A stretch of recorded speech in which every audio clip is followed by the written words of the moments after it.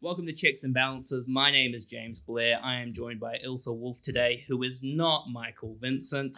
And today we are talking about women in property.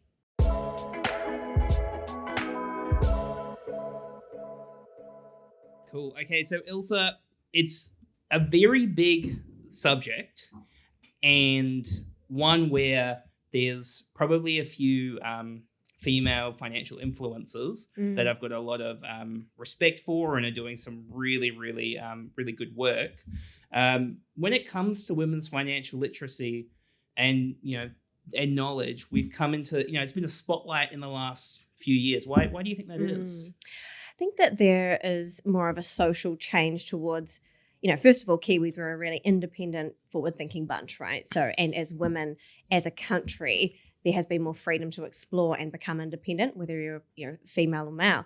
And in the financial literacy space, that has really seemed to take steps forward in the sense that there are some key figures helping navigate that path and in a way that's relevant for the younger generations to come through. However, in property, it still seems there is this male-dominated stigma, and whenever I engage on social media, have direct messages with women, they're saying, why is it still that way? They're directly asking for either a forum or an opportunity to network and find their like-minded property females, whether they're actively already investing or they're aspiring to. In either of those camps, they're struggling to find like-minded women who are on that same mental path towards their own financial freedom, retirement, passive income, wealth journey, whatever you call it. Yeah, that's a really interesting point. Like, I think in the broader kind of financial literacy and particularly the investment space, right? You've got Francis Cook, you've got The Curve, Girls That Invest, some very big brands. Females leading the way in the property investment space, outside of yourself, I really struggle to why do you think that? Is it because there's a lot of, as a percentage, right, there's a lot more, say, male builders than there is female builders? I genuinely think that this notion of tradies and renovation, if you're looking at that hands-on approach, not necessarily on the paintbrush or the tools, but adding value or doing something to a property, there's still this, construction is seen as the guy's territory. And I don't know, somehow I seem to have always supplanted my place in these, in my career or in property investment, just in these places where they are strongly male-seated. And I can definitely say that, as a female learning the ropes in my first few projects, it was one thing for them to speak with me and take instruction, but the moment my partner or a male or my dad comes to site, all of the attention goes to them as though they're the top word. So I think, there are sort of some real deep-seated social norms that are still yet to be overcome, and it's seen as quite a male-dominated space. But the fact is, women are proven to be slightly better investors. It's in the stats. Yet 1 in 10 women globally do not feel that they qualify as an investor. So there's this real sort of dichotomy of, I think, confidence and also a lot of progression that still needs to happen at a social level. Yeah, I'd also say in terms of, don't want to have a crack at the lads here, but, did you know that men's life insurance premiums are more expensive than females' life insurance premiums? Like quite astronomically as the years go on, Yeah, right? And when we're doing the presentations, they're like, well, why is that? And then we've got the slide of these blokes who have ladders stacked on ladders set over like abysses. And it's kind of like, well, that's the reason why. So when it comes to investing for men, they we'll just give it a crack, and the amount of times a bloke will say to me I can say I'm pretty comfortable with the risk. They're also not nearly as good savers as females as well, the stats say. Yeah, that's true. Which is kind of shocking that I think what's the stat? 43% of women don't feel that they have planned well for retirement, and they know that, but there's just not so much opportunity or awareness for how to go about it. Some aspects of that are cultural, but I think traditions around, the man manages the money in the household, or relying on the primary income source to often be a male. Maybe it just sort of shows there's a bit of a lag in opportunity, or I don't know, maybe it's a secondary role women have historically played. Yeah. The one thing I would say that so in my 10 years as being a financial advisor, I do feel like, granted, I'm only talking to a small, subset of the population, but I definitely feel like, when I was first a financial advisor, 9 out of 10 men would be running the finances of the household. Now, I would be maybe it's 60% men, 40% females. And then you're still seeing those other trends as well, like around, I talked to a lot more, where the female is the breadwinner and the bloke's staying at home looking after the kids. Yeah, are you seeing that as a trend? Yeah, I definitely am. Same. Before I had kids, I was like, oh, that sounds like a great deal. But now I've got a 9-month-old, and especially when he's been sick for a couple of weeks, I'm like, like, Hannah, if you want to stay home, like, that's cool. Yeah. Podcast recording. Yeah. So I mean, there's still these stats around women not feeling as comfortable. 45% view the stock market as too risky. 43%, like you said, are not planning for retirement, or not confident about their planning for retirement. Why do you think that is? And how? Obviously, the big question: how do you fix it? Well, it's interesting. I've run some research recently with my clients just to understand, where do they really see that with Accelerate, I've managed to help them with their journeys. The 2 words that constantly pop up, which really surprised me, one was confidence and the second was accountability. And I thought, that's a premium investment to make in those 2 words, to work with someone one-on-one for a year. But I think actually I do see it as true. Often people will say, oh, I want financial freedom. I want passive income. I've listened to all the podcasts. I've read all the books. I've been to the webinars. I've been to the seminars, but still don't take action. And confidence and accountability seem to be those 2 words that keep arising as the reason that the theory doesn't convert into action and results, which is quite, and I think it truly is such a handbrake for women, but we need to find ways to break through that and either empower them with education or the resources to make it happen, because the stats still do show that women outperform men over a 30-year sort of work lifetime, 25% larger portfolio of assets through the same investment strategy. So women are always involved in project management around the household. So it's kind of ironic that they don't see themselves, we as many women don't see ourselves as investors when we run the budgets, the groceries, the household design of the kitchen, the renovation, how it functions. I can walk into a kitchen. Sorry, I know if it's been designed by a man. Like, it's like genuinely, women know how the place should operate. Yeah. The what's the weekly cadence, that sort of thing. How does the family all function within the space? Yeah. And run the village, right? It's often women helping friends out, bring your kids around, all the social aspects, and we're all inside this house, and yet we don't necessarily think we can master the investment of it. Yeah. What are just out of interest, where do the blokes go wrong when they're like thinking about kitchen design? It's all about the triangle. So you have your food prep to your pantry and fridge sourcing, and then the cooking. There should be a triangle. Right. If there's no triangle, not thinking about that flow. Right. Okay, yeah.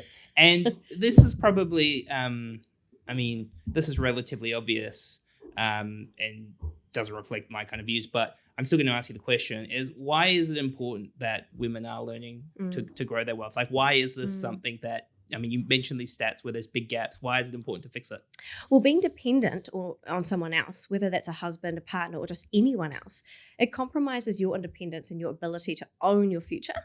And also, for myself personally, I'm completely driven by failure, or the thought of not having what I need is enough to propel me internally to go achieve that. Whereas I think the fear is larger and it outweighs the need to take action for some people, which is really sad. But women should be more fearful about not having a plan for their retirement to create that independence for themselves. More fearful of that than the fear of realizing they haven't reached their goals and then just letting that be. Yeah. They're the only ones who will pay the price of that at the end of the day.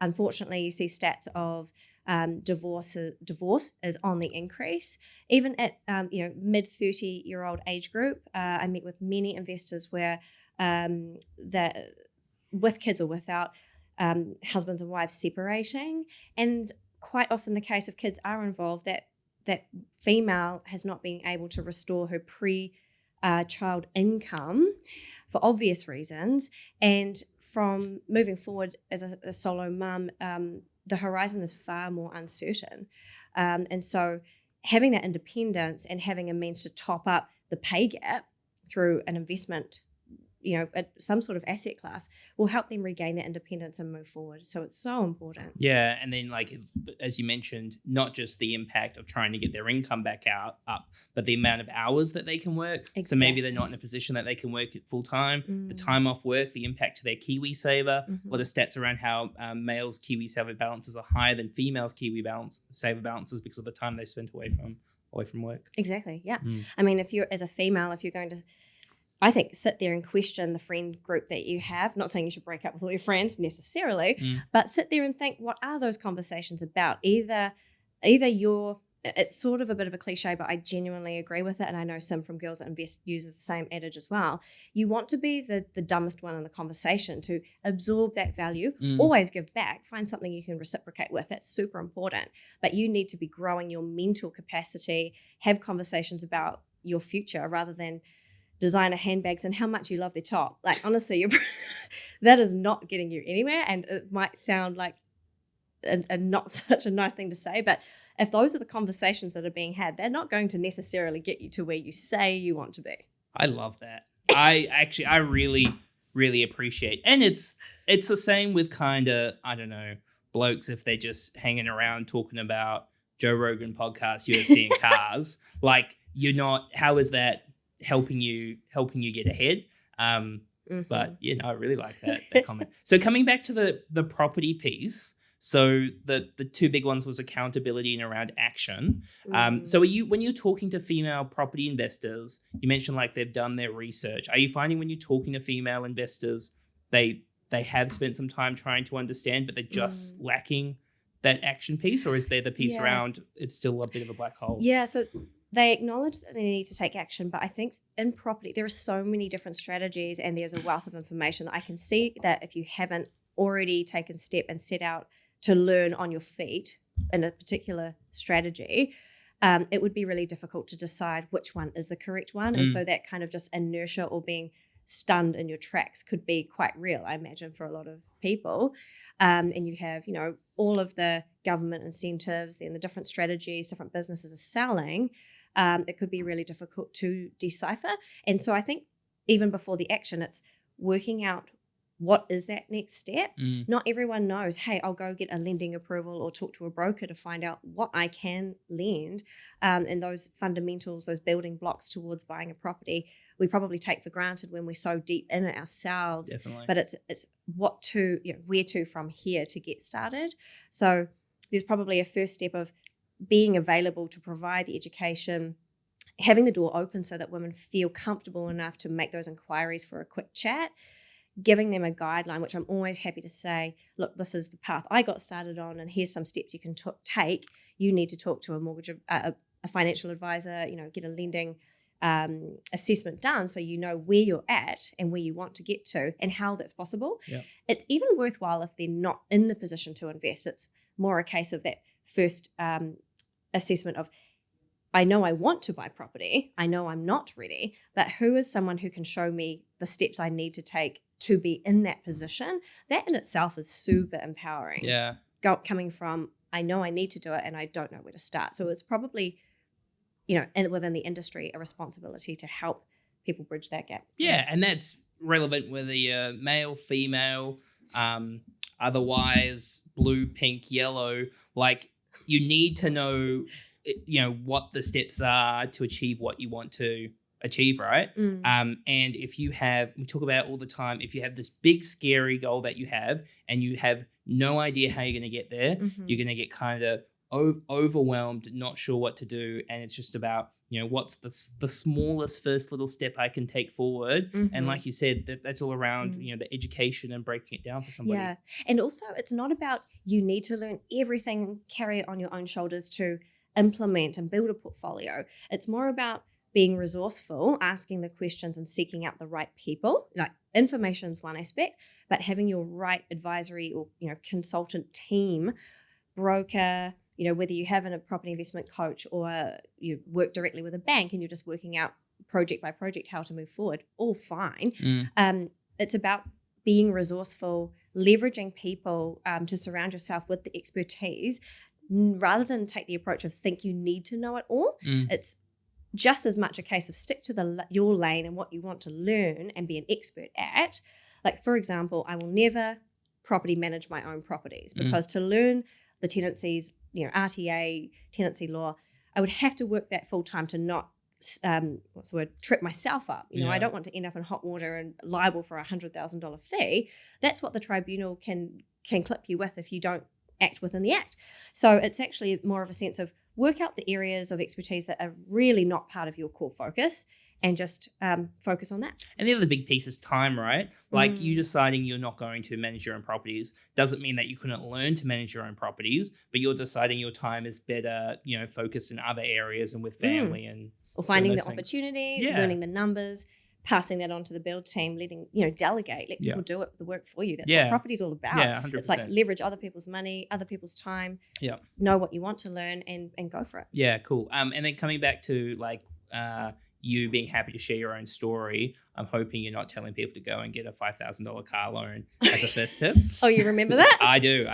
If you're like, what the hell are they talking about? Go and check out the previous episode we did with Ilse where we talked about her property journey, where she may have said she was going to buy a car and then use it for a deposit on a house. It's a great story. I can't believe you said that in a recorded setting, but I enjoyed it. So what are the top tips that you have for women who are looking to get into property? So the first one would be to run some research. So it could be books, podcasts, seminars, webinars, all the free content. There's so much of that out there. There's no reason to not go and just absorb all of that. And then in parallel, work out the key aspects you mentioned. So what time, what capacity do you have to take on a project? How much capital do you have? Can you start lending, or do you need to speak to a mortgage advisor who can help you prep to be ready to buy?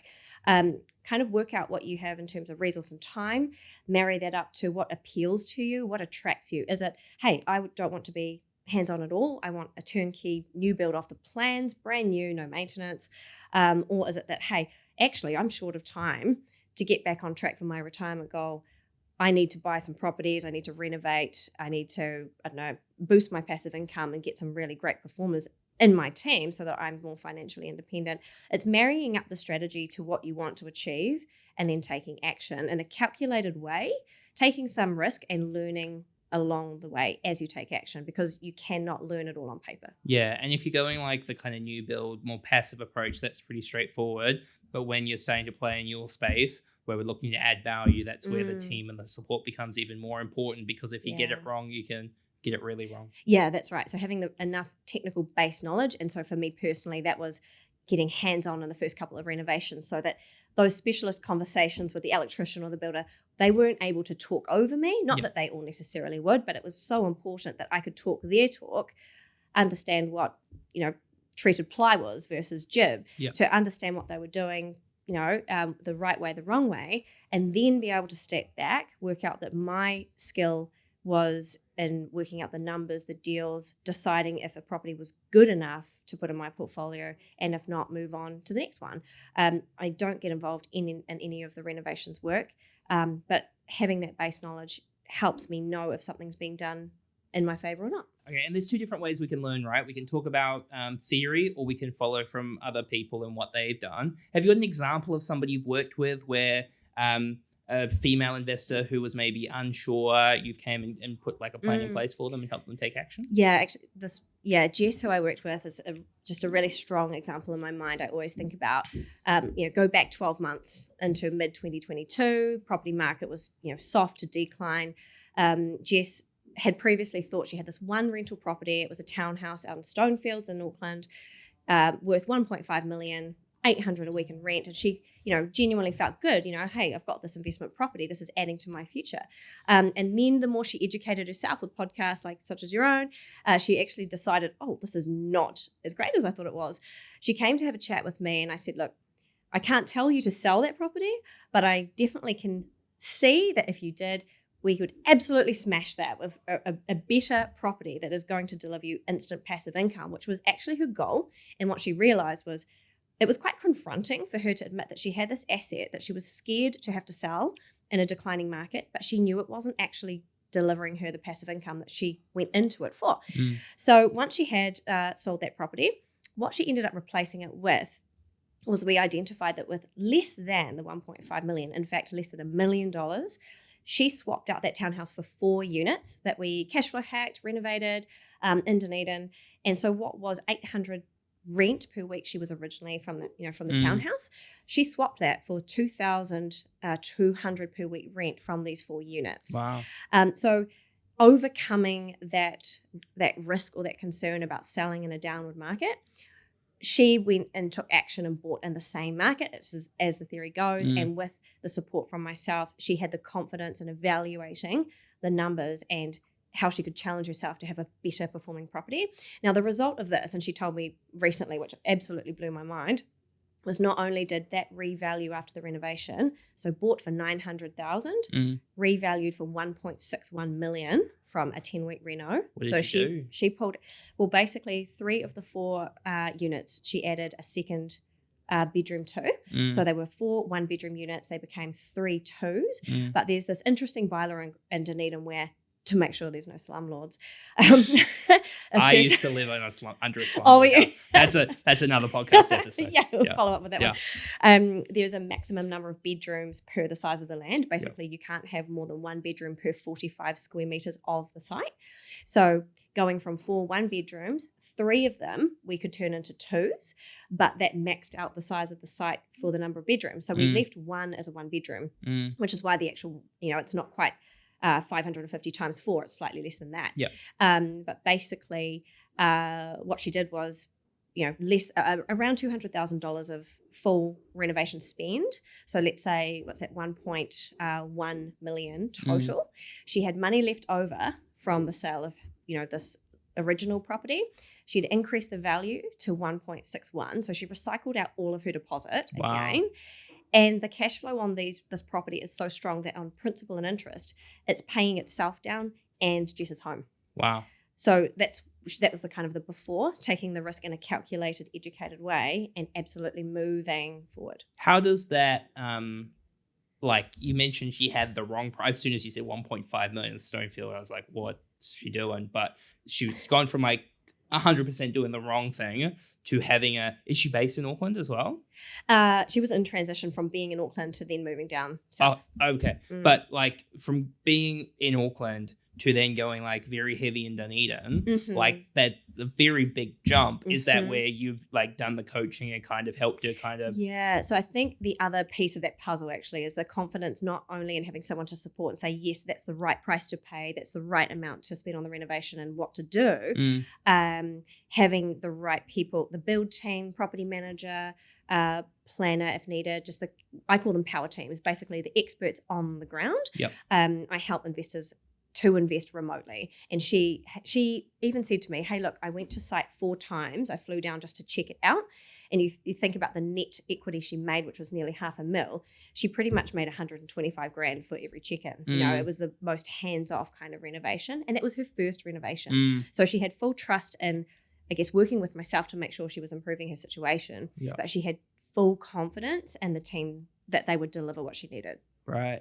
Okay. Yeah. I mean, that's a very big difference from where she was to where she is now. And for those who aren't at that journey where they've gone from one place to like building a portfolio, if they're at the start and then just wanting to understand and educate more, you've got an event coming up, do you? Yes, that's right. So we, as I mentioned on social pages, constantly ask, hey, how can we meet face to face, or how can I find my like-minded peers? We are running a women's event. So end of next month, 28th of September, up here, Lighthouse Financial Offices. So it'll be, really casual networking event for women who have been really looking for those like-minded people to have a chat with about property, share their experiences, talk about, hopefully make some really valuable connections. And then I'll be sharing a bit of my story, talking about the benefits of property, examples of, how I've achieved that, and also more importantly, women who aspire to and now have, to talk about, everyday women who have gone from identifying they need to do something more than work or do something else to invest in and improve their outcomes. Yep.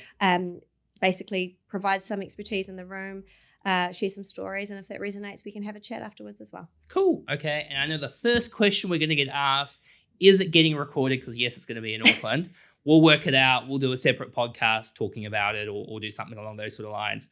41 High Street. We'll pop some links in the bio to be able to register, or you can check out the Lighthouse Instagram page, Ilse's Instagram page. Ilse, what's the name of your Instagram page? So Accelerate with Ilse Wolfe. And what I'll make sure we do link as well is a replay to the webinar with that Jess example if anyone wants more detail about the sort of start to finish in her journey. Perfect. Okay, awesome. Well, thank you very much for joining us, Ilse. Please make sure to give us a sub, give us a review and a like, and we'll catch you next time. Thanks.